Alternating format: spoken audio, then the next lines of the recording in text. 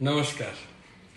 થાનગઢ, મૂળી અને આસપાસના વિસ્તારોની અંદર ખનિજ વ્યવસાય સાથે સંકળાયેલા મિત્રોને એક મેસેજ આપવા માગું છું, સારા સમાચાર આપવા માગું છું કે થાનગઢ અને મૂળીના આસપાસના વિસ્તારોની અંદર અખૂટ પ્રમાણમાં ખનિજોનો ભંડાર રહેલો છે.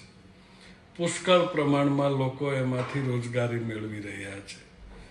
કાયદેસર નીતિઓના અભાવના કારણે લોકોને આ વ્યવસાયમાં ખૂબ જ મુશ્કેલી પડતી હતી.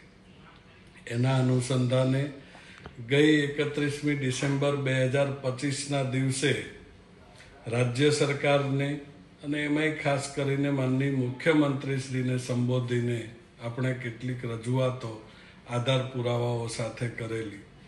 અન્ય રાજ્યોમાં જે પ્રકારની ખાણ ખનિજ નીતિ છે એની અમલવારી આ વિસ્તારમાં પણ થાય એના માટેનો આપણો પ્રયત્ન હતો.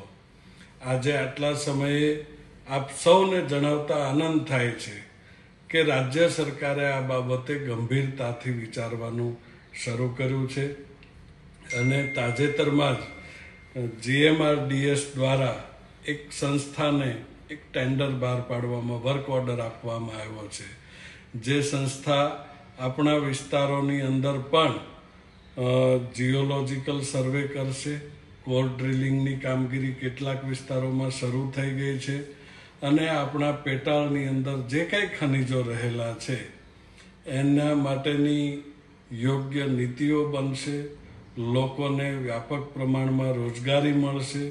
આપણા ખનિજોનો યોગ્ય ઉપયોગ થઈ શકશે અને જે અત્યારે વહીવટી અને રાજકીય કિન્નાખોરી રાખવાનો અથવા એની પાછળ જે ભ્રષ્ટાચાર ફૂલી ફાલી રહ્યો છે એ આ વ્યવસાયને કાયદેસરતા મળવાના કારણે આવનારા સમયની અંદર વ્યાપકપણે સારી રીતે કરી શકાય એ પ્રકારના રસ્તાઓ ખુલશે એવી અપેક્ષા આપણે રાખી શકીએ છીએ.